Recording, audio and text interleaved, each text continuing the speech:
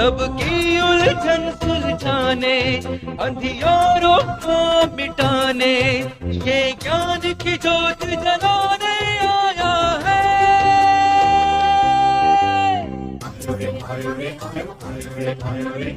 आया नमो हरिहन्तानं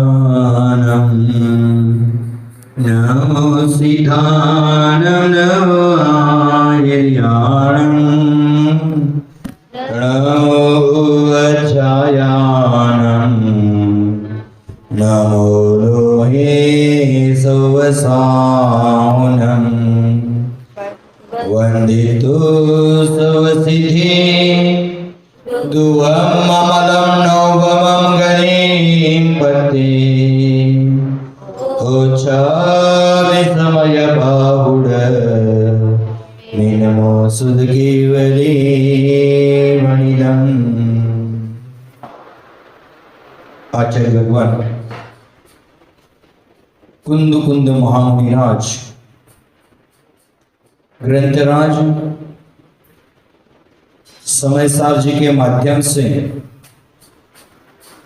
व्यवहार भक्ति और निश्चय भक्ति का व्याख्यान करते हैं। और वह व्याख्यान करते हुए आचार्य भगवंतों ने कहा था, शरीर के गुणों का वर्णन करने से आत्म गुणों की स्तुति नहीं होती है। नगर का वर्णन करने से राजा का वर्णन नहीं होता है। उसी प्रकार शरीर के गुणों का वर्णन करने से आत्म गुणों का वर्णन नहीं होता। आत्म गुणों का वर्णन करने के लिए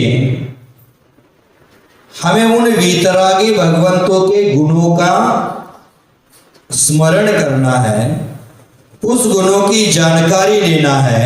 और जब हम उन गुणों की जानकारी लेते हैं तभी जाकर हम गुणों का स्मरण कर सकते हैं। भगवान के प्रमुख गुण हैं सर्वज्ञता, हितोपदिष्टता और वीतरागिता। ये तीन गुणों को हमें पहले समझना है, पुनः अनंत गुणों के बारे में जानकारी लेना है। कल शाम को महावीर अष्टक जी का क्लास चल रहा था, उसमें पहला ही काव्य आया था। आप सब लोग ज्ञात है, आप सब लोग बोलते हैं, यदि चैतन्य मुकुरीव भावासिद्ध चितः समम भांति द्रव्य व्यजन संतों रसंतो रहिता जगत साक्षी मार्ग प्रकटन परो भानुरीव हो महावीर स्वामी नयन पथगामी बहुत न। मन इस काव्य में भगवान के तीन गुणों का जिक्र किया। यदि ये चैतन्य माने चैतन्य है आत्मा, और यदि ये चैतन्य मुकुरीव भावासिद्ध चितः माने आपका चैतन्यमय केवल ज्ञान है, उस केवल ज्ञान में मुकुर माने दर्पण के समान उसमें प्रत्येक वस्तु प्रतिबिंबित होती है। चिद चिदः माने चेतन अचेतन, चेतन अचेतन प्रत्येक वस्तु आपके ज्ञान रूपी दर्पण में प्रतिबिंबित होती है। इसलिए आप केवल ज्ञानी हो, आप सर्वज्ञ हो। और आपके ज्ञान में उत्पाद व्यय द्रव्य से वह केवल ज्ञान शोभायमान है, लसंतोक्त रहता, अंत रहित है वो। इसका अंत ही नहीं, इतना केवल ज्ञान विशाल है। जगत साक्षी माने जगत का साक्षात्कार करने वाले हो, जगत की जानकारी देने वाले हो। अथवा जगत में कितनी भी ऊंचाई नीचाई हो जाए, ऊपर नीचे हो जाए, लेकिन आप तटस्थ रहने वाले हैं। आप जगत को जानते हैं फिर भी तटस्थ रहते हैं। जगत साक्षी मार्ग प्रकटन करो, मोक्ष मार्ग का व्याख्यान करने में आप हमेशा तत्पर हैं। इसी अपेक्षा से आप हितोपदेशी माने मार्ग का प्रकटन करना हितोपदेशी तो बना है। जगत का साक्षात्कार करते हो, जगत को जानते हो, फिर भी अपने में रहते हो, इसलिए आप वीतरागी हो।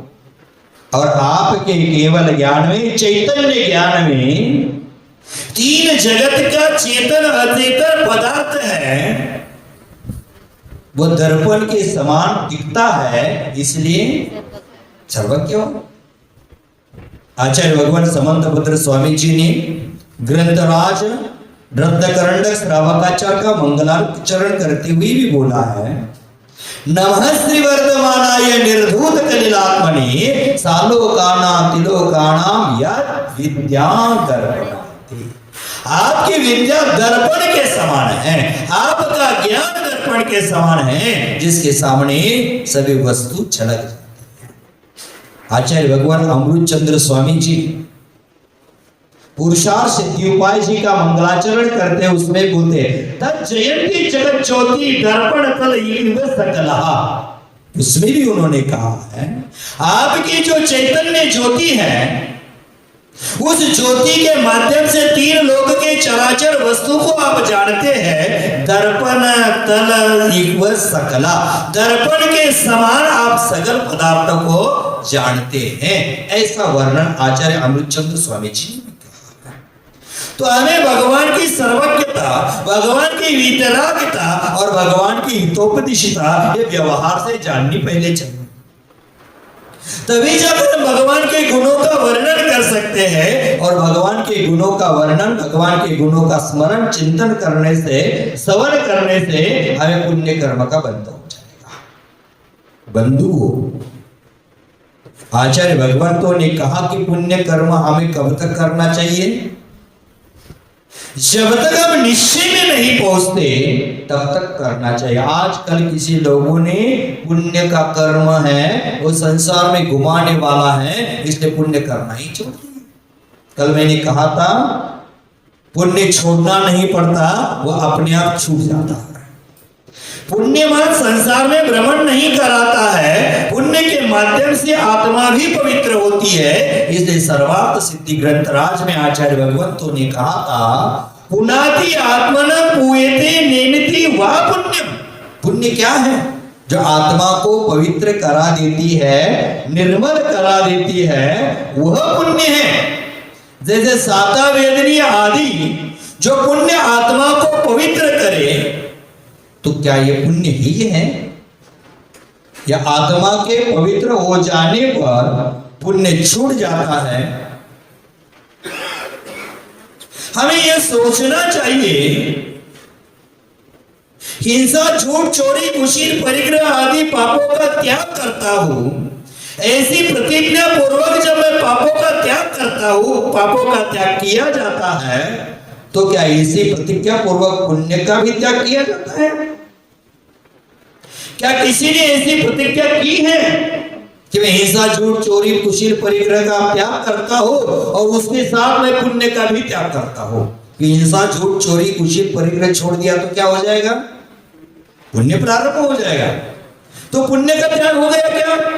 नहीं किया जाता, किसी भी प्रकार से नहीं किया जाता। ऐसा किसी भी सिद्धांत ग्रंथ में, आर्य ग्रंथों में ऐसा उपदेश नहीं दिया है। ये सब विचारणीय है, ये सोचनीय है। जो भ्रम पैदा कर रहे हैं उनके लिए सोचने। देखो अ का खेल कितना बड़ा खतरनाक है। हिंदी का अक्षर शुरू होता है अ से, एक अ का अक्षर का खेल कितना बड़ा है। व्रतों में पहला व्रत कौन सा है? 5 व्रतों में अनुव्रत हो चाहे महाव्रत, अहिंसा। दूसरा सत्य, तीसरा अचौर्य, चौथा ब्रह्मचर्य, पांचवा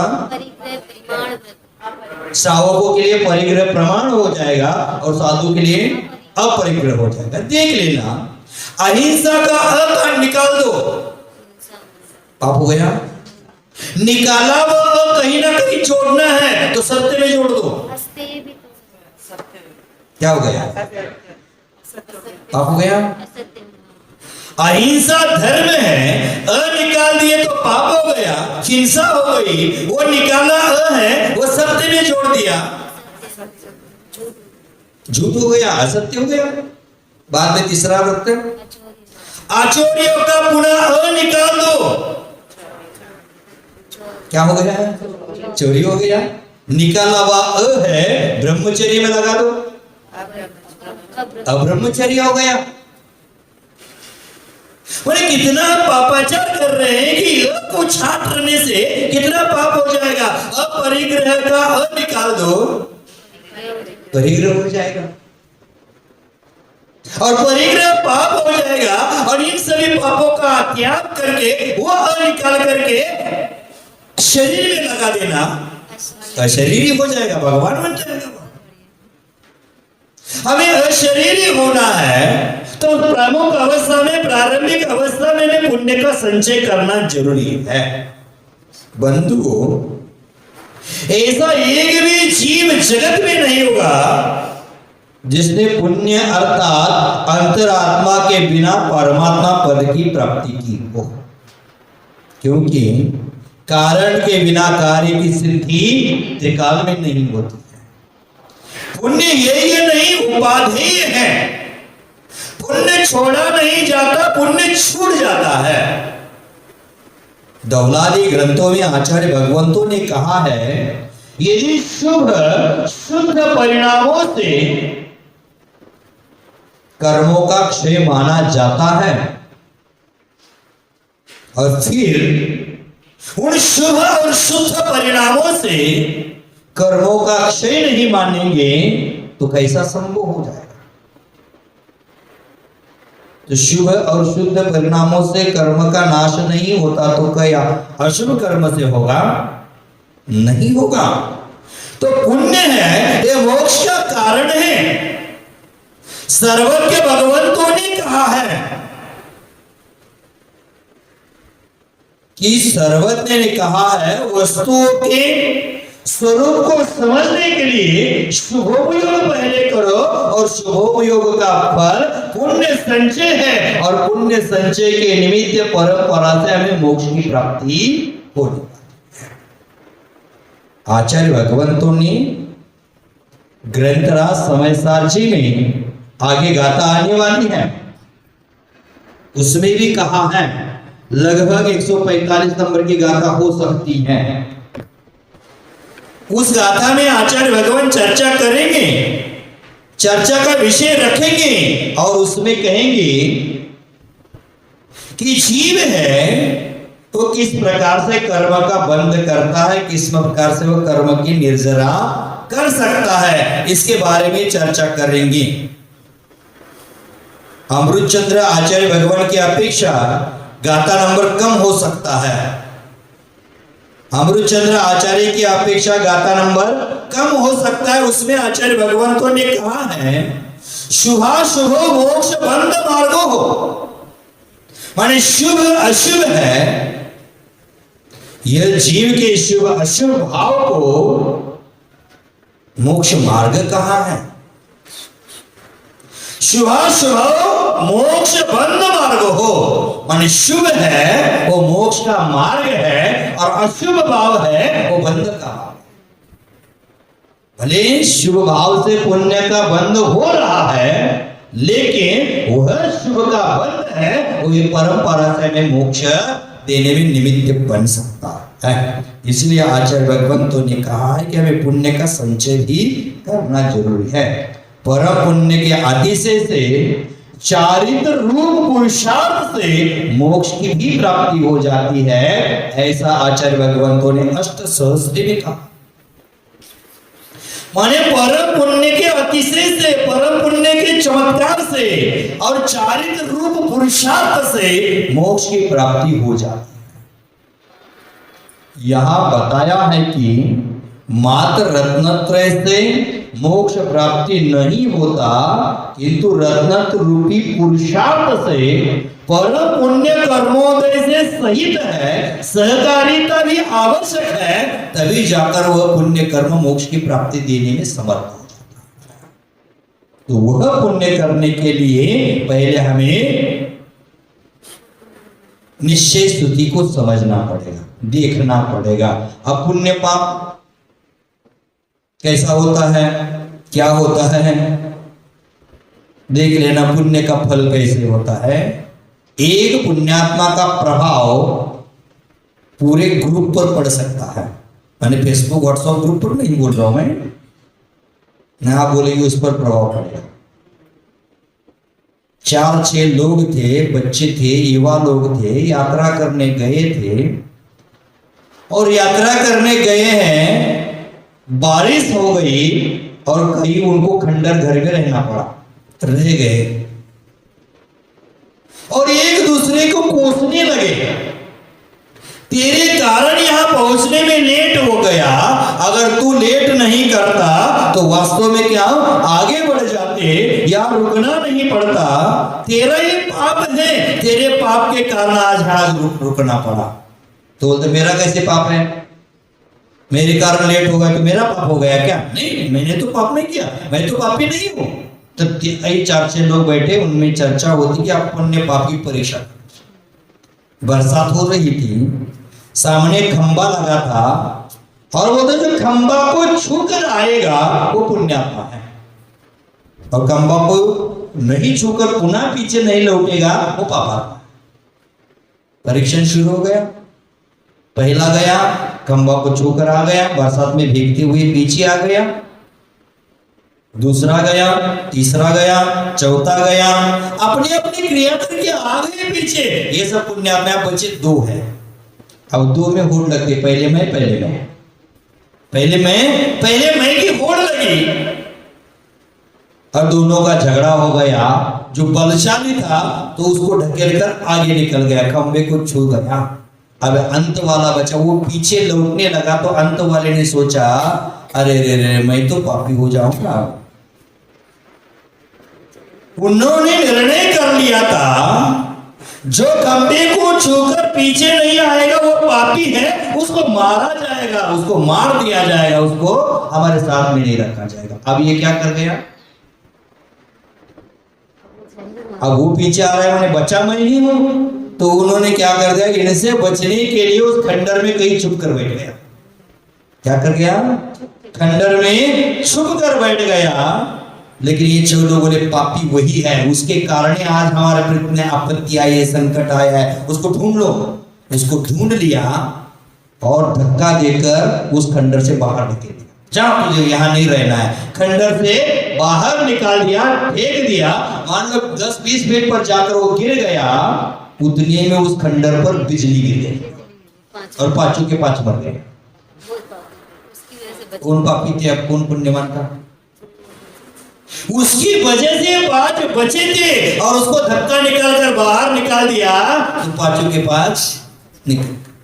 एक के पुण्य का प्रभाव है ग्रुप पर आ सकता है।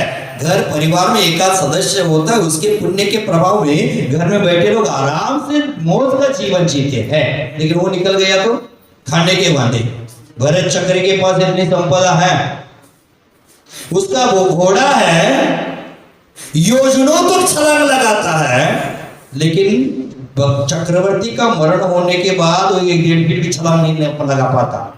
कि चक्रवर्ती के प्रभाव में सब था, चक्रवर्ती के प्रभाव में धन संपत्ति थी, लेकिन उसका भोग उसके परिवार वाले नहीं ले सकते, क्योंकि उनका पुण्य के साथ वो भी छीन हो जाता। आचार्य भगवान कहते हैं कि हमें पुण्य करना चाहिए, पुण्य करते रहना चाहिए, और एक पुण्य जीव रहता है, और एक पुण्य जीव रहते रहते करोड़ों जीव अपना आत्म कल्याण कर लेते हैं। जैसे महावीर स्वामी एक पुण्यशाली जीव हो गए, उनके निमित्त आज हम और आप करोड़ों जीव कल्याण कर रहे हैं। आत्म कल्याण की दिशा हमें मिल रही है। एक पुण्यात्मा जीव के संपर्क से घर का साम्राज्य हमेशा बना रहता है, धन दौलत आती रहती है, लेते हैं और वह सुखी हो जाते हैं। इसी प्रकार हमें पुण्य का संचय करना चाहिए, और वह पुण्य का संचय परंपरा से मोक्ष का कारण भी बन सकता है, स्वर्ग का कारण भी बन सकता है। लेकिन पुण्य करते समय एक बात ध्यान में रखना जरूरी है कि निदान नहीं होना चाहिए। भावी इच्छा रखकर कभी धर्म नहीं करना चाहिए। अगर भावी इच्छा रखकर धर्म करेंगे तो हमारे लिए वह धर्म लाभकारी नहीं होगा। तो आचार्य महाराज यहाँ कह रहे हैं कि देह गुणों का स्तवन करने से निश्चय स्तुति नहीं होगी। क्या कहते हैं उत्तानी का पुनः पढ़ लेते हैं। अतरंतरम यदि देह गुणस्तवनेन निश्चय स्तुतिर्न भवति तर्हि किम दृश्य भवति स्पष्टे सति। मैंने क्या कहा कि देह गुणों का स्तवन करने से निश्चय स्तुति नहीं होती है, तर्हि किम दृश्य भवति, फिर कैसी होती है निश्चय स्तुति, ऐसा सवाल किया जाता है। पृष्ठे सति माने सवाल करने पर द्रव्येंद्रिय भावेंद्रिय पंचेंद्रिय विषयान स्वसंवेदन लक्षण भेद अभेद भेद विज्ञानेन जित्वा यह असो शुद्धात्मानं संचयते सहजिनो जितेंद्रिय इति साचे व निश्चय स्तुति परिहारम ददाति। निश्चय स्तुति क्या है तो कहते हैं द्रव्येंद्रिय भावेंद्रिय पंचेंद्रिय विषयान। द्रव्येंद्रिय क्या होते हैं? द्रव्येंद्रिय जो ये दिखाई दे रही है ना, आँख कान नाक वगैरह, जो हमारे कान का आकार बना है उसको कहते हैं द्रव्येंद्रिय, और जो सुनने की शक्ति अंदर में सुरक्षित है उसको कहते हैं भावेंद्रिय। आंख का आकार बना है उसको कहा द्रव्येंद्रिय, और आंख में जो बीच में जो पुतली क्या बोलते हैं, रेटिना, रेटिना पुतली है ना, उसको कहते हैं भावेंद्रिय। मैंने द्रव्येंद्रिय के विषय, भावेंद्रिय के विषय और उसके साथ साथ पंचेंद्रिय के विषय स्वसंवेदन भेद विज्ञाने जित्वा, इस पंचेंद्रिय के विषय को, द्रव्येंद्रिय के विषय को, भावेंद्रिय के विषय को जीतना है। कौन सी तलवार लाएंगे, कौन सी बंदूक, कौन सा AK-56 लाएंगे? अभी अभी नया मोदी जी ने क्या लाया, हेलीकॉप्टर कौन सा लाया, जो लड़ाऊ विमान लाया, लड़ाकू विमान लाया। अभी अभी बहुत सारे आ गए थे, क्या नाम है उसका, राफेल। राफेल तो कौन सा राफेल है कि हमारे इंद्रियों को जीतने के लिए, भावेंद्रियों को जीतने के लिए, द्रव्येंद्रियों को जीतने के लिए कौन सा राफेल लाना पड़ेगा? तो यह कहते हैं स्वसंवेदन लक्षण है जिसका, ऐसे भेद विज्ञान के द्वारा जीतो। द्रव्येंद्रिय भावेंद्रिय को कैसे जीता जाता है तो कहते हैं स्वसंवेदन लक्षण है जिसका, माने आत्मानुभव लक्षण है जिसका, ऐसे भेद विज्ञान से जीतो। और यह असो जो जीतता है, माने भेद विज्ञान के द्वारा जो जीतता है, वह शुद्धात्मानं संचयते, वह क्या करता है, शुद्धात्मा है, उस शुद्धात्मा का संचयते, और शुद्धात्मा का संचयते इसका भी अर्थ है अनुभव करता, और अनुभव के द्वारा सहजिनो, उसको क्या कहते हैं, जिन कहते हैं। अब देखो कल मैंने कहा था चौके में जिननाथ महम, ये जो बोले तो चलता है कि नहीं, यहाँ कहा भेद विज्ञान के द्वारा जो सुसंवेदन करता है वो जिन है। हमारे साधु अगर शुद्धात्मा का अनुभव करते हैं तो वो भी क्या हो गए, जिन हो गए। माने संचेते सजिनो जितेंद्रिय इति, वह जिन है अथवा जितेंद्रिय है। कौन इंद्रिय को जो जीतता है वो जिनेंद्र है, वह जितेंद्र है। धर्मेंद्र जितेंद्र जॉकी शराब की ओर मत जाना। जो इंद्रियों को जीतता है वह जिनेंद्र है, वह जिन है, वह निश्चय स्तुति है। निश्चय स्तुति कैसे कहा, द्रव्येंद्रिय भावेंद्रिय इंद्रिय विषयों को स्वसंवेदन लक्षण है जिसका, ऐसे भेद विज्ञान के द्वारा जीतता है, वह जिन है, वह निश्चय स्तुति है। हम भगवान की भक्ति करने बैठते हैं उसके पहले पंका, हमने कौन सी इंद्रियों को जीता भाई, तो हम कौन सी निश्चय स्तुति कर पाएंगे। हमें अभी भेद विज्ञान की ज्योति ही प्रकट नहीं हुई, आत्मा अलग है, शरीर अलग है, इसका ज्ञान ही नहीं हो पाया, तो शरीर से भिन्न आत्म गुणों की स्तुति कहां से कर पाएंगे। हमारी दृष्टि किस पर है? मेरे पास आते हैं लोग, कुछ महाराज आप दुबले हो गए, दुबले हो गए। साधु मोटा होना चाहिए, दुबला होना चाहिए। ये तो नाम कर्म का उदय जैसा होगा, उसी प्रकार दुबला पतला होता रहेगा। महाराज दुबले हो गए, देख लो साधु के पास 2 बगीचे होते हैं। आप उपवन में बैठे इसलिए याद आ गया। साधु के पास 2 बगीचे होते हैं, एक आत्मा का बगीचा, एक शरीर का बगीचा। किसान है, किसान के पास 2 बगीचा है। एक बगीचा आम्र वृक्ष का है, आम के पेड़ लगा हुए है, आम का सीजन आया इसलिए आम बोल रहा हूं। आम्र वृक्ष का बगीचा है और दूसरा बगीचा है बबूल के वृक्ष का। क्या बोलते हैं? बबूल समझ गए ना, मराठी में बाबुल बोलते हैं। ने बबूल के पेड़ का एक बगीचा है और एक है बगीचा आम्रवन का बगीचा है। अब कुआं उसके पास है, पानी देना दोनों को है, लेकिन कुएं में पानी कम है। एक ही बगान को पानी दे सकता है, कौन से बगान को देगा? अगर बबूल के देगा तो अब आम के बगान को पानी देंगे तो बबूल का बगान सूख जाएगा। बबूल के बगान के पानी दोगे तो आम के बगान सूख जाएगा। क्या करेंगे? दोनों को थोड़ा थोड़ा देंगे। आधा आधा पेट भरने से कभी आदमी के संतुष्ट नहीं होते, दोनों खराब हो जाएंगे, दोनों खराब हो जाएंगे। तो क्या करेगा? आम के बगान को ही पानी देगा। बबूल का सूख जाए तो सूख जाए, कोई चिंता नहीं। उसी प्रकार साधु के पास एक शरीर का बगीचा, आत्मा का बगीचा, आत्मा के बगीचा को पानी देता तो शरीर का बगीचा सूख जा रहा है, शरीर के बगीचा को पानी देता तो आत्मा का बगीचा सूख रहा है। कहाँ पानी देना है उसको? तो आत्मा गुणों की वृद्धि हो जाए, स्वसंवेदन लक्षण है जिसका, ऐसे वेद विज्ञान के द्वारा द्रव्येंद्रिय, भावेंद्रिय और पंचेंद्रिय विषयों को जीतता है तो वो शरीर का बगीचा सूख ही जाएगा भाई।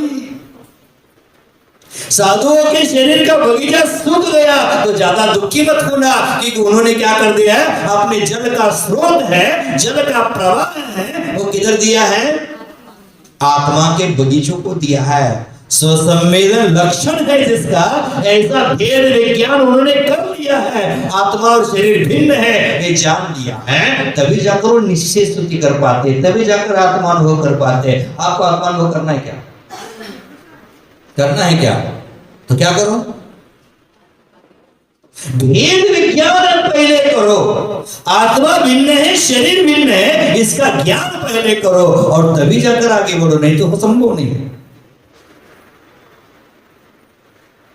हम लोग रेल स्टेशन पर जाकर के बड़ा खाने लगे, आलू बड़ा, दही बड़ा, और बोलने लगे पुद्गल का परिणमन पुद्गल में चल रहा है और यहाँ आकर बैठते शुद्धोहम बुद्धोहम करते।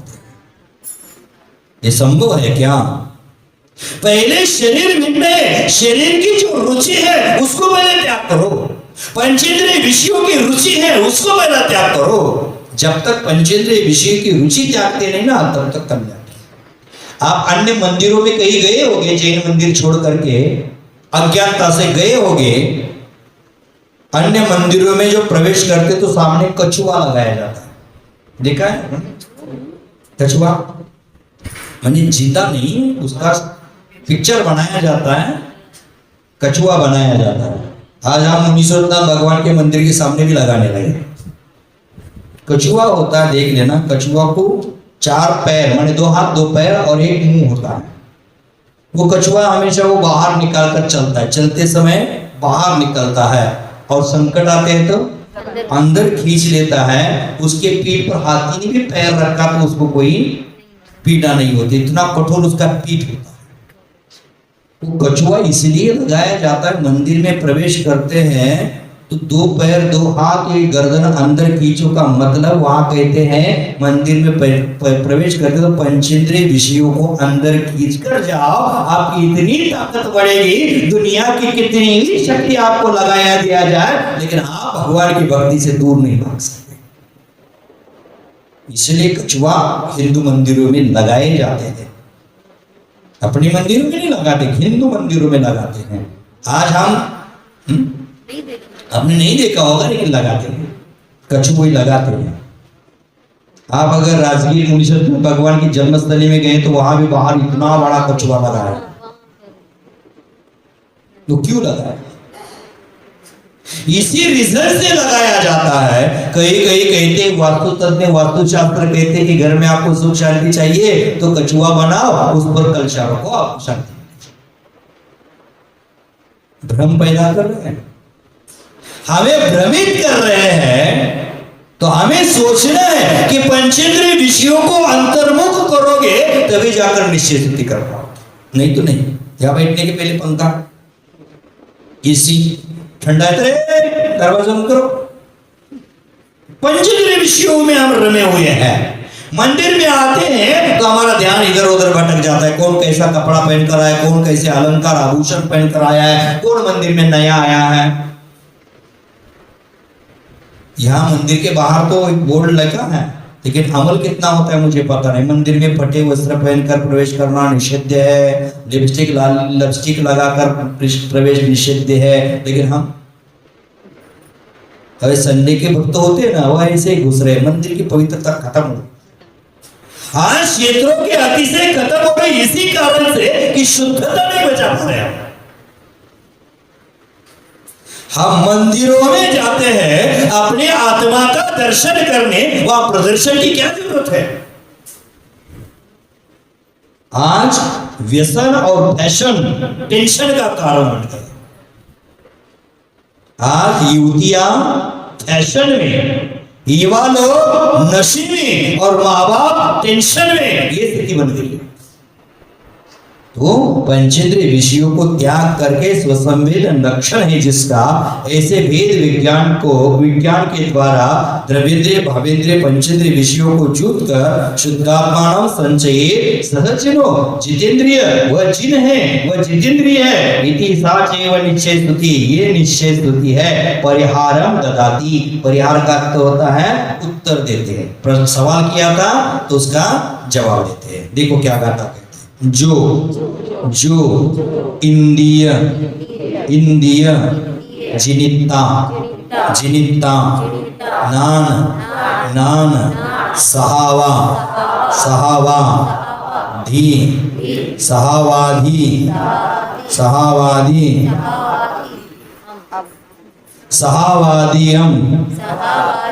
नान सहावादियम नान सहावादियम मुनदी आदम आदा की जगह आदम आ गया। आदा का भी आत्मा होता है, आदम का भी आत्मा। आदम जो इंद्रिय जनिता नान सहावादियम मुनदी आदम, जो इंद्रिय जनिता नान सहावादियम मुनदी आदम तम खलु जिदिंद्रियम ते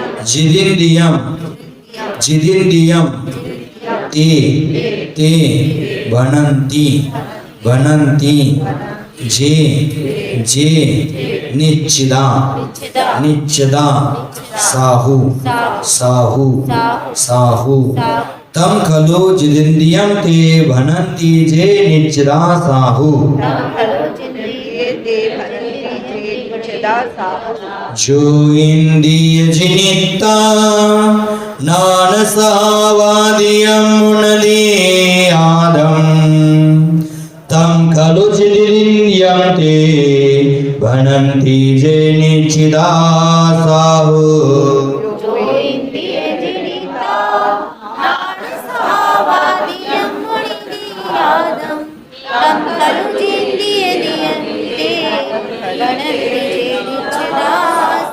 जो इंद्रिय जनिता नान सहावादियम मुनदी आदम तम खलु जिदिंद्रियम ते भनन्ति जे निच्चिदा साहु।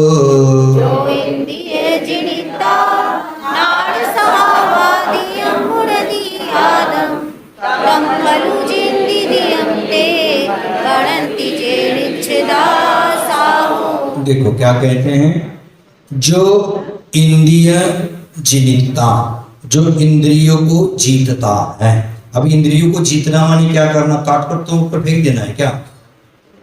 इंद्रिय विषयों से विरक्त हो जाता है। साधुओं के 28 मूल गुण में पंचेंद्रिय विजय भी कहा है, माने साधु पंचेंद्रिय के विजयी होते हैं। क्या कहा है, साधु पंचेंद्रिय विजयी होते हैं और उनको हम चौके में बोलते हैं महाराज टेस्ट करो। जो पंचेंद्रिय विजयी व्यक्ति के द्वारा हम किसी वस्तु का टेस्ट कराना चाहते हैं, हम धर्म करें क्या धर्म करेगा। अधर्म। जो साधु होते हैं वो इंद्रिय विजयी होते हैं, माने स्पर्शेंद्रिय है, स्पर्शेंद्रिय के विषय है 8 प्रकार के, है ना।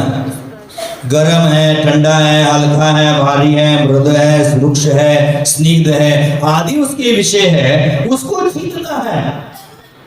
तो साधु पंचेंद्रिय विषयों को जीतता है। अगर गर्मी लगे और पंखे की आवश्यकता, एसी कूलर की आवश्यकता आ गई तो उन्होंने इंद्रियों को जीता है क्या? जीता है क्या? तो हम साधु कहेंगे क्या? इंद्रिय विजेता वो पंचेंद्रिय विषयों को जीतता है।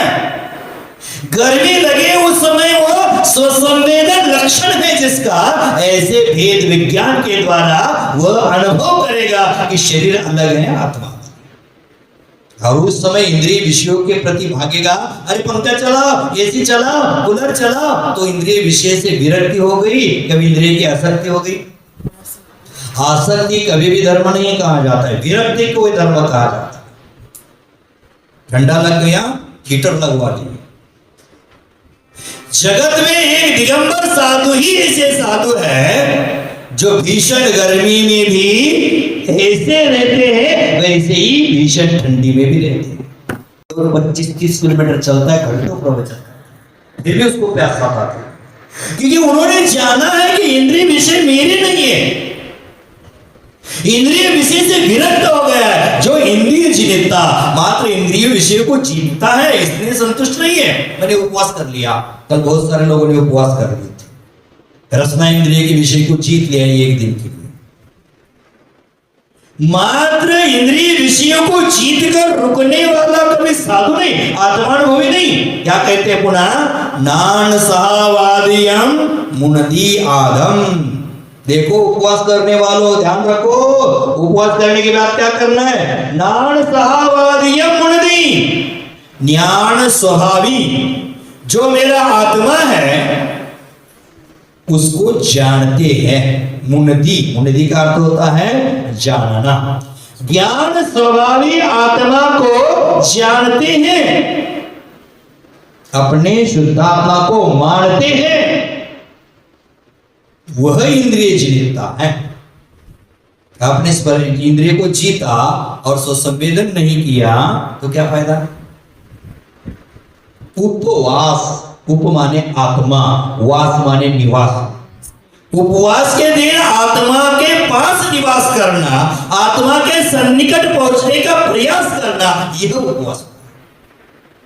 हमने उपवास किया और हिंसा आदि आरंभ कार्यों से हम दूर नहीं हुए तो उपवास क्या काम, शुरू करना पड़ता है। क्या करना पड़ता है? जैसे घर में जाते, घर में काम तो करना ही पड़ता है। वो तो हम अपनी इच्छा से नहीं कर रहे हैं, दूसरों के लिए तो करना ही पड़ता है। घर में और भी लोग हैं, दूसरों के लिए जो भी कार्य करते हैं उसको धर्म कहते कि अधर्म कहते? गृहस्थ जीवन में संभव नहीं है आपको कि उनका नहीं करेंगे हम अपना शांत रहेंगे। गृहस्थ जीवन में संभव नहीं, करना पड़ता है, लेकिन कम से कम आरंभ करने का तो प्रयास करो। कम से कम आरंभ करने का प्रयास करो। मैं कहता हूँ उपवास करने से बहुत बड़ा धर्मात्मा होता है, ऐसा नहीं है। उससे अच्छा कुछ घंटों के लिए स्वाध्याय करो, कुछ घंटों के लिए माला करो, कुछ घंटों के लिए शुद्धात्मा की अनुभूति करने का प्रयास करो। गृहस्थ जीवन में संभव नहीं, लेकिन फिर भी प्रयास। मेरे को कई जन को मैंने देखा उपवास के बाद चिड़चिड़े ज्यादा हो जाते। वो ये उपवास नहीं, वो उपद्रव है। उपवास के दिन उनका उपद्रव हो रहा है, खाली पेट है तो चिड़चिड़ा हो जाता है। क्या उपवास का मतलब है? उपवास कर लिया और बोलता दिन तो निकल गया, दिन तो निकल गया, अब रात निकाल देनी है। 2 बजे पूछता है अभी दिन नहीं खुला, 4 बजे बोलता है अभी दिन खुला, उकाली दे दो रे, मंदिर दर्शन के पहले उकाली पी लिया। कौन सा धर्म है? मैं बोलता उपवास करने से अच्छा आलू प्याज का त्याग, जो खाने योग्य उस वस्तु का त्याग करके उपवास करके दिन भर बैठ गए, इससे अच्छा जो अभक्ष्य वस्तु उसका त्याग करो, आपको उपवास का फल मिलेगा। यहां मैंने आज उपवास कर लिया और दूसरे दिन सुबह जब उपवास का पालना करना है, उस पालने में आलू बड़ा खा लिया, क्या फायदा कर दिया आपने? घाटा कर दिया पूरा। ऐसा कोई काम का नहीं है। अभक्ष्यों का त्याग करो, खाने योग्य वस्तु खाओ, खाने में कोई बाधा नहीं है। शरीर को पीड़ा देना कोई उपवास नहीं है। हम शरीर को पीड़ा दे रहे हैं। 10 लक्षण जी के उपवास करने वाले आपके गांव में बहुत लोग मिलेंगे, पूर्व में किए होंगे। 10 लक्षण के उपवास किए, अभी तक आलू प्याज नहीं छूटा, क्या फायदा उस उपवास का? 10 लक्षण के उपवास किए, अभी तक मसाला नहीं छूटा, क्या फायदा उस उपवास का? मात्र परिवार में सम्मान का पात्र बन गया, रिश्तेदारों को गिफ्ट लाने के लिए मजबूर कर दिया। जैन धर्म में एक विचित्र अवस्था है, उपवास एक व्यक्ति कर देता है, पालना पूरी समाज करता है। और उपवास करता के पहले भी कर लेती है, बाद में तो दूर कर, पहले ही कर लेती है। उपवास करने वाला कहाँ है पता ही नहीं इनको, पहले अपने पास। तो आचार्य भगवान कहते हैं कि इंद्रियों को जीतना है वही नान सहावादिय मुनिधि आलम, ज्ञान स्वरूपी जो आत्मा है उसको जानता है, उसको मानता है, उसका अनुभव करता है। समझ गए? ध्यान से सुन लेना, क्या कहा? जो इंद्रियों को जीतता है, ज्ञान स्वभावी आत्मा को मानता है, जानता है, उसमें स्थित होता है। फिर से सुन लेना, जो इंद्रियों को जीतता है वही आत्मा को जानता है, वही आत्मा का अनुभव करता है। अब हम चौथे गुणस्थान में बिना इंद्रियों को जीते हुए रात दिन खाकर हम आत्मा का अनुभव कर रहे हैं, संभव है क्या? गाता लगा देना। जो इंद्रिय जीतता, जो इंद्रियों को जीता, द्रव्येंद्रिय भावेंद्रिय पंचेंद्रिय विषयों को जीतता है, और ज्ञान स्वभावी जो आत्मा है उसको जानता है, मानता है। तम खलु जितेंद्रियम, वही वास्तव में जितेंद्रिय है।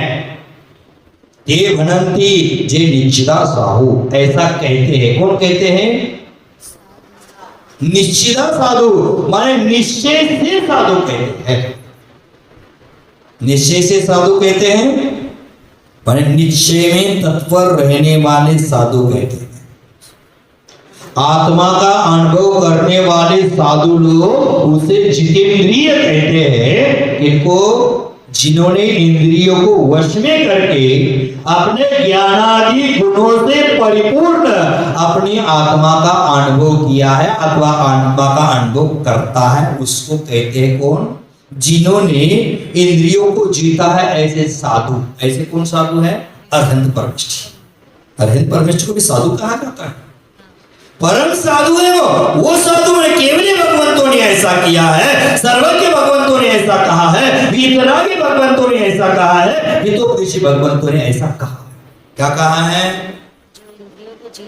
जो इंद्रियों को जीतता है, ज्ञान गुणादि स्वभावी आत्मा है, उस आत्मा का परिपूर्ण अनुभव करता है, उसको निश्चय में तत्पर रहने वाले साधक अर्थात आत्मानुभव करने वाले साधु लोग उसको जितेंद्रिय कहते हैं।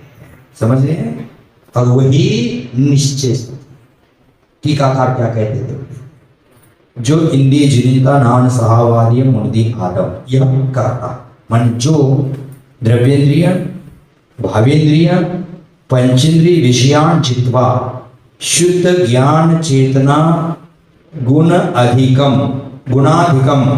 परिपूर्ण शुद्धात्माना मनुते जानाति अनुभवति संचयति इति। देखो पीछे जो 7-8 शब्द आए थे श्रद्धा के बारे में, श्रद्धा को, भावना को, आत्मानुभव को, स्वसंवेदन को, प्रतिचित्ति को, उसमें संचेत शब्द नहीं आया था। एक संचेत शब्द एक्स्ट्रा दिया। संचेत का अर्थ भी क्या हो गया? हम संचेत का अर्थ क्या लगाएंगे? संग्रह। संचेत का अर्थ हम क्या लगाएंगे? संग्रह करो। लेकिन यहाँ संचेत का अर्थ क्या होता है? आत्मा, है ना? तो यहाँ क्या कहते हैं? जो कर्ता माने जो कोई व्यक्ति है, जो कोई जीव है, द्रव्येंद्रिय भावेंद्रिय पंचेंद्रिय विषयाम जित्वा, माने द्रव्येंद्रिय भावेंद्रिय पंचेंद्रिय विषयों को जीतता है। कितने विषय, इंद्रिय के विषय कितने हैं? 5 इंद्रिया है, लेकिन 5 इंद्रियों के मिलकर विषय कितने हैं? 27। स्पर्शेंद्रिय के 8, रसनेंद्रिय के 5, जोड़ते जाओ। स्पर्शेंद्रिय के 8, रसनेंद्रिय के 5, घ्राणेंद्रिय के 2, कर्ण चक्षुरेंद्रिय के 5, कर्णेंद्रिय के 7, कितना हो गया? 27 हो गए ना। ये पंचेंद्रिय के विषय 27 और एक मन का विषय, उसको भी इंद्रिय ही कहते हैं। मन हमारा इंद्रिय, आचार्य भगवंत ने इसको अनिंद्रिय कहा है, छठवां इंद्रिय भी कहा, अनिंद्रिय कहा है। तो ये 27 हो गए और मन को जो जीता है, मैंने 5 इंद्रियों को साथ साथ मन जीता, मैंने कितना हो गए? 28। उस 28 को उनका पालन करते हैं, वो साधक होता है। माने इंद्रिय विषयों को जीतता है, द्रव्येंद्रिय भावेंद्रिय इंद्रिय विषयान जीतता है। मूलाचार ग्रंथराज में कहा है, मुंडन का प्रकरण है, 10 प्रकार के मुंडन की चर्चा की। 10 प्रकार का मुंडन है। 10 प्रकार का मुंडन कौन कौन सा है? हस्त मुंडन, पाद मुंडन, सिर मुंडन, इंद्रिया मुंडन। क्या हो गया? हस्त मुंडन, पाद मुंडन, इंद्रिया मुंडन, सिर मुंडन। माने इंद्रियों को मुंडन करना, माने काटना नहीं, इंद्रिय उसके विषय को जीतना। पैर मुंडन माने पैर नहीं काटना, अधवा इधर उधर घूमते उस पर त्याग करो। हस्त का मुंडन, हाथ के द्वारा जो अनर्थ करते हो उसका। सिर मुंडन मात्र बाल का मुंडन मत कर देना, यहाँ जो विचार आते हैं ना अनाप शनाप, उसका त्याग कर। तो आचार्य महाराज जी ने कहा कि ऐसा जीतता है, द्रव्येंद्रिय भावेंद्रिय विषयों को जीतता है, पंचेंद्रिय विषयों को जीतता है। और क्या है? शुद्ध ज्ञान चेतना गुणाधिकम परिपूर्णम शुद्धात्मानां मनुते। मेरा आत्मा कैसा है? शुद्ध ज्ञान चेतना से संयुक्त है, शुद्ध ज्ञान चेतना से परिपूर्ण है। अधिकम शब्द का अर्थ है कितना है? परिपूर्ण। शुद्ध ज्ञान चेतना से परिपूर्ण अपने शुद्धात्मा को मनुते मानता है, जानाति अनुभवति संचयति, माने जानता है, मानता है, अनुभव करता है और संवेदन करता है, प्रतिचित्ति करता है, जो भी लगा है ना। वो कौन है? शुद्धात्मा से तन्मय होकर रहता है। वह कौन है? तम खलु जितेंद्रियम ते, वह वास्तव में क्या है? जितेंद्रिय है। ऐसा भनंती निश्चिता साहू, ऐसे कौन कहते हैं? निश्चय नय के जानकार, निश्चय नय को जानने वाले साधु लोग उसको जितेंद्रिय कहते हैं। समझे? ऐसे जानकार कौन? निश्चय के जानकार कौन है? अर्यंत को लेना यहाँ, परम साधक का लेना यहाँ, वो ऐसा कहते हैं। ऐसा आचार्य महाराज ने इसमें कहा। केते ये निश्चिता निश्चय क्या? अब कौन है वो निश्चित? कौन निश्चय को जानने वाले पुरुष है? तो उत्तर में कहेंगे किंच नेयः स्पर्शादि पंचेंद्रिय विषया ज्ञायकानि स्पर्शनादि इंद्रिय भावेन्द्रियाणि तेषां यो असो जीवेन सह संकर संयोग संबंध स य दोषः तम दोष परम समाधि कालेन यो असो जानाति साच एव प्रथमा निश्चय स्तुति इति भावा। क्या कहा कि जो किंच कोई एकाद ज्ञेया जानता है। क्या जानता है? स्पर्शेंद्रिय पंचेंद्रिय विषया ज्ञायकानि, जानता है, जानने योग्य है। ये पंचेंद्रिय विषय वो जानने योग्य है, उस पंचेंद्रिय विषय को जानता है, ज्ञेय है और जानने योग्य है। ज्ञेय किसको कहते हैं? जानने योग्य वस्तु को ज्ञेय कहा जाता है। ज्ञेय वस्तु है और उसके माध्यम से क्या कर दिया? स्पर्शेंद्रिय स्पर्शनादि द्रव्येंद्रिय भावेंद्रियानी तेषाम यह असो जीवेन, यानी उसको जानते हैं और उस जीव के साथ सह संकर संयोग संबंध यह सह एव दोषातम दोषा, यानी दोष बनाता है। कौन कौन से दोष है? संकर दोष, संयोग दोष, संबंध दोष।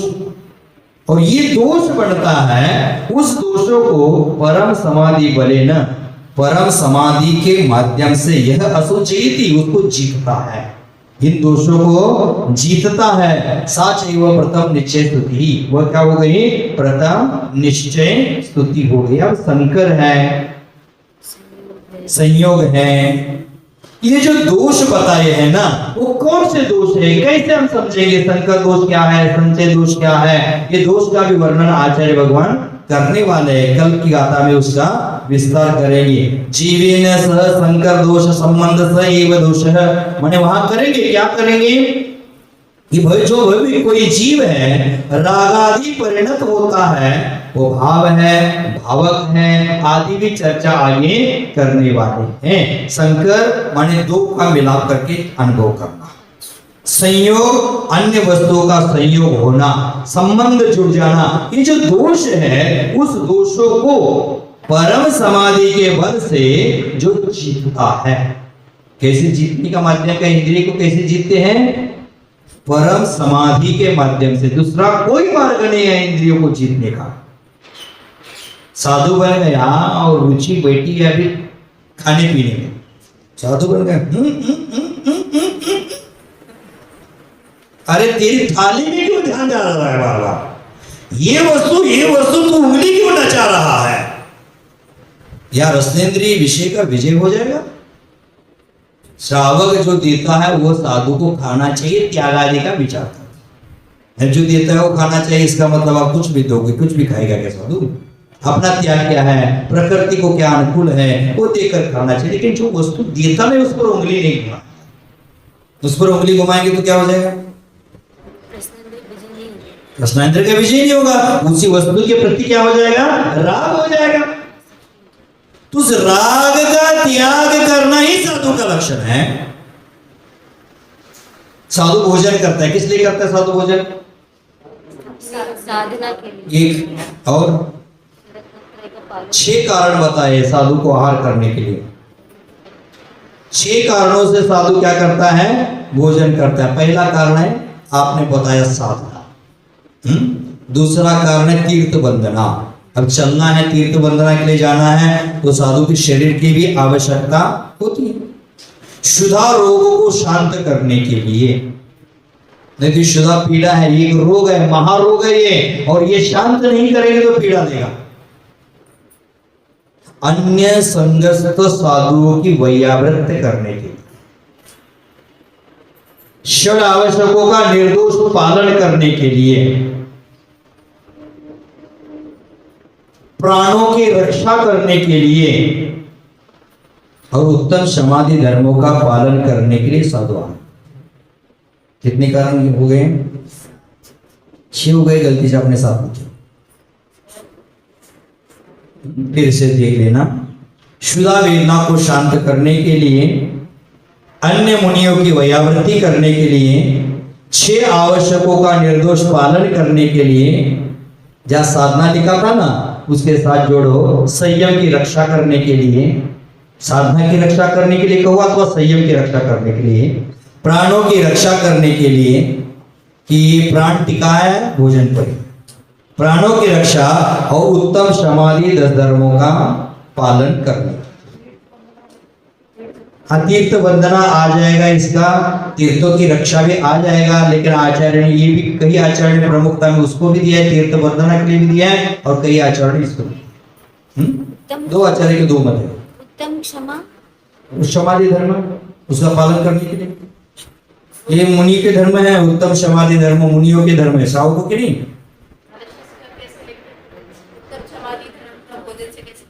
भोजन क्या है? उसका पालन करने के लिए भोजन कर। अगर भोजन नहीं करेंगे, अभी भी प्रीति बहन ने कहा था उपवास के दिन चिड़चिड़ा होता है, और भोजन नहीं कर तो चिड़चिड़ा हो गया।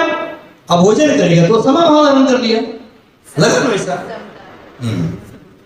और इन कारणों के लिए साधु का आहार करता है, आवश्यकों का निर्दोष पालन आदि करने के लिए साधु आहार करता है। देखो, श्रावक मुनि भोजन करे किंतु एक साना है।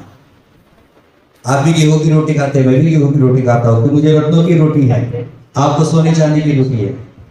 श्रावक मुनि भोजन करे किंतु एक साना है, एक खाने को जी रहा, एक जीने को खाए। एक खाने को जी रहा, एक जीने को खाए। मैंने साधु है खाने के लिए जी रहा है, और श्रावक है जीने के लिए खा रहा है। उल्टा हो गया। उल्टा बोल दिए। बोल दिए ना, मैंने आप यहाँ हो। अगर वो साधु वो कोटोरी पर उंगली नचा रहा है तो किसके लिए जी रहा है? खाने के लिए जी। अब शंकर है, लोग बहुत ज्ञानी लोग हैं, है ना। श्रावक मुनि भोजन करे किंतु एक साना है, एक खाने को जी रहा, एक जीने को खाए। मैंने साधु क्या करते हैं? जीने के लिए भोजन करते हैं, संयम का पालन के लिए भोजन करते हैं, आहार करते हैं। देखो, एक भोजन होता है, खाना होता है, एक आहार होता है। आप एक दूसरे को आपस में क्या पूछते हैं? भोजन कर लिया। भोजन कर ले पूछते कि खाना पूछते हैं? खाना पूछना नहीं चाहिए कभी। खाना होता है अभक्ष्य, वो ब्रिज के उस पार वाले लोगों का, उसको खाना कहते हैं। जो शाकाहार होता है उसको भोजन कहते हैं, और जो अल्प होता है उसको आहार कहते हैं। साधुओं का आहार, आपका भोजन, और वह खाना। क्या पूछना चाहिए अभी? सात्विक शब्दों का भी उच्चारण होना चाहिए। भाई जी आपका भोजन हो गया, खाना हो गया, मैंने अच्छा शब्द हमारे लिए नहीं है। खाना नहीं, भोजन पूछो, एक दूसरे को भोजन पूछो। तो साधु आहार कर रहा है और आप भी आहार कर रहे हैं, लेकिन दोनों में अंतर। एक जीने को खाता है, एक खाने को जी रहा है। देखो, साधु होता है सामयिक का समय आ गया तो भोजन को छोड़ देता है, और श्रावक है भोजन का समय आ गया तो सामयिक छोड़ देता है।